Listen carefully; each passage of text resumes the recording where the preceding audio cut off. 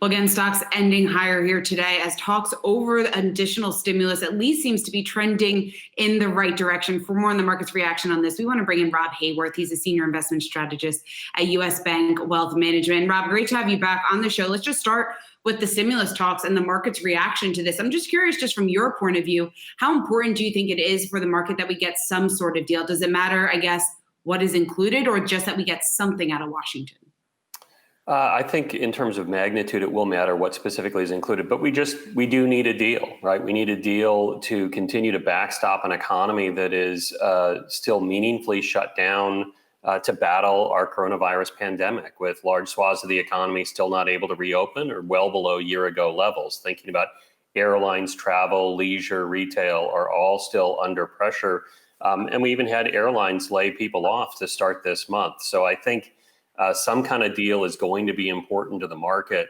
And to some extent, the action we saw today, I think, tells us that the market is a little concerned that the deal may not be about reopening as much as providing some stimulus to growth. And that's why we saw the lift in the secular growth names and the tech names today, rather than the value names that had been doing much better earlier this week.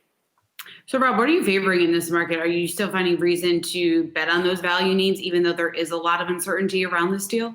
No, we're still tilted towards secular growth. And we have some concerns as we look forward into earnings season that some of that growth may have been pulled forward into the current quarter. But we're just not seeing that rotation happen just yet. Although, we're paying close attention to what's going on with small caps, we're paying close attention to what's going on with industrials and materials, which have certainly performed better. And we could see a pivot at some point. But for now, we're sticking with what's been working. Rob, you brought up small caps obviously outperforming this week. We've seen the market breadth here improve significantly over the last couple of weeks, last couple of trading days in particular. How encouraging is that to you, just in terms of being able to continue this upward momentum and continue on this upward trajectory really going forward?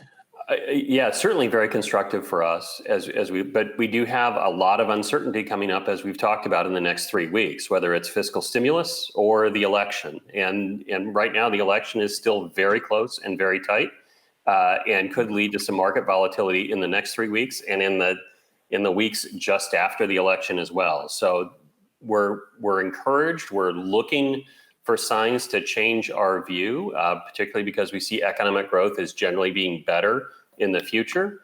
But for now, that's leaving us kind of with where we've been. Just talking about the election, saying that, it looks tight right now. What do you think about the blue wave idea and what impact that would have on the market? Yeah, it's certainly something where we think there's maybe some initial impact to the market as investors have to change their positioning based on possibly higher tax rates, possibly a change in regulation. But we think you probably get a slightly bigger stimulus, and that's supportive for the market. So there may be some short-term volatility, but will probably be worked out, because as we look at the overall economic growth story, that's probably still good, whichever sort of election we get, right? A lot of the impacts will really be at that sector level rather than at the overall market level. Hey investors, Zach Guzman here. Are you interested in learning more about the markets and getting the latest financial news? Well, then click right here to subscribe to our Yahoo Finance YouTube channel. Get the latest up-to-the-minute market analysis, big interviews in the world of finance, and information on how to manage your money every day wherever you are.